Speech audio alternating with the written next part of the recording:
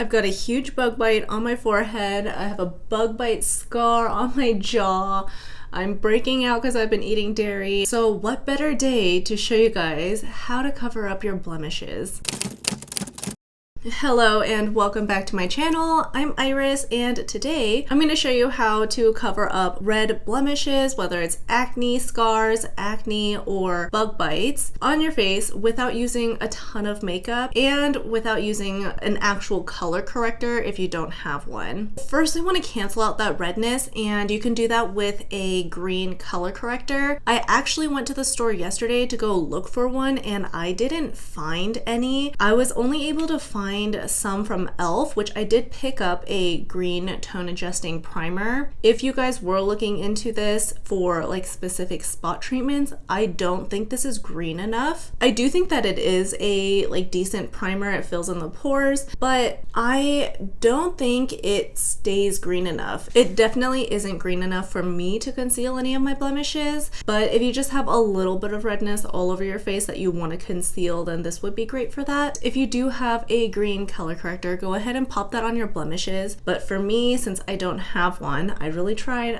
I'm gonna go in with an eyeshadow primer first. This one is by AOA. I'm using this one because it is super sticky. Like, you put something on top of it and it will not budge. If you use this for your eyeshadow, it is so sticky that you almost can't blend out your shadows. So that is why I'm using it for this. I'm going to just blend that out on top of the blemish, keeping it really precise. And then I'm going to go into a green eyeshadow. This one is the Fresh Greens palette by ColourPop, and this one is called Cold Pressed. It is a matte green, so I do want to, let you know to use a matte green. And I'm just going to tap that on top of my blemishes. Next, I'm actually just going to use this green primer to prime the rest of my face because I'm going to put on foundation on the rest of my face anyway. So I thought I might as well put a little bit of primer down. And this way you can actually see how much it does in terms of color correcting.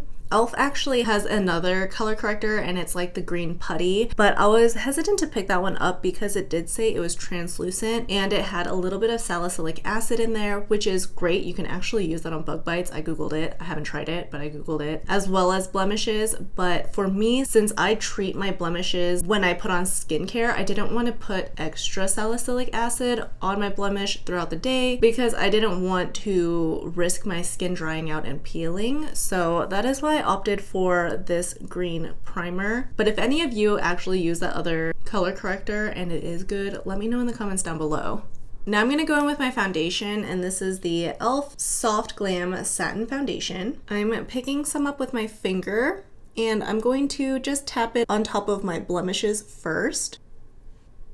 Next, I'm going to go in with a kabuki brush. This one's by Morphe, and I'm going to pick up a little bit of product at a time and just put on my foundation per usual.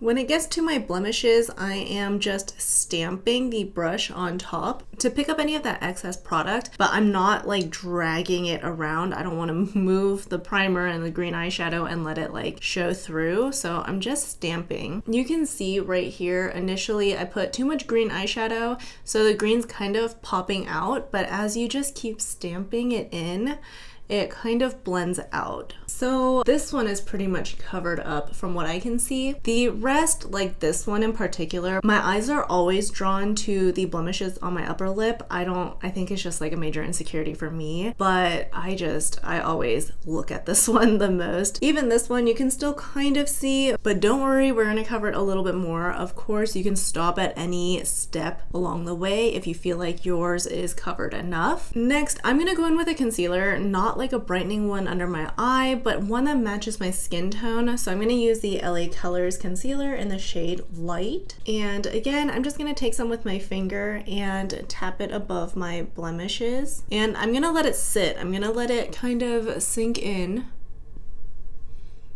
And we're gonna let that kind of dry down a little bit. By letting it dry down, it's gonna just stay a little bit more pigmented in that area, and then we'll blend it out, of course, in a little bit. It hasn't been sitting for that long, but to blend that out, I'm gonna use another like dense mini kabuki brush essentially. You can use your fingers, you can use a regular brush, you can use whatever you'd like, but I'm going to start with the ones that I don't need the most coverage in, and I'm just doing little small tapping motions, and I'm blending it out around the blemish. We still want the heaviest coverage at the darkest part of our blemish, so we're not going to be repeatedly tapping on top of our blemish. Of course, I'm tapping off the top just a little bit and then mainly blending out the edges.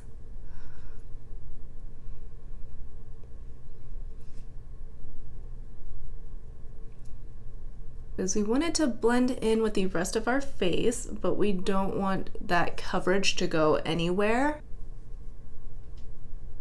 Okay, I feel like that's pretty concealed. My eyes are still drawn to this blemish right here, and I think it's because it's a little bit reflective. So I'm gonna go in with a setting powder, and I'm gonna use the Airbrush Flawless Finish by Charlotte Tilbury in the shade 1 Fair. And I'm going in with another clean, really small kabuki brush. I'm picking up some of that product, blending it into the brush, and then tapping off the excess, and then I'm just tapping on top of those blemishes. We want to mattify them. Again, we don't want to take off any of the product. We don't want to draw too much attention to them, which is why we want to mattify them and the surrounding area. And literally just by tapping on a little bit of powder on this blemish, it is much less noticeable. Of course, the person with the blemish, us, right? We will always know that it's there and our eyes might get drawn to that area, but it is so concealed now that, you know, a normal conversation with someone, no one's gonna be staring at that area. We don't wanna draw more attention to it. We just want it to like blend into the rest of our skin. It is still gonna be raised because it is slightly raised. It is still a pimple, but at least the color is matching the rest of our face now, and it's not shiny and reflective and drawing any more attention to it than it needs. My audio cut out in the middle of filming, so if the audio doesn't match up to the video, that is why. Now you can go in and do the rest of your face like normal, and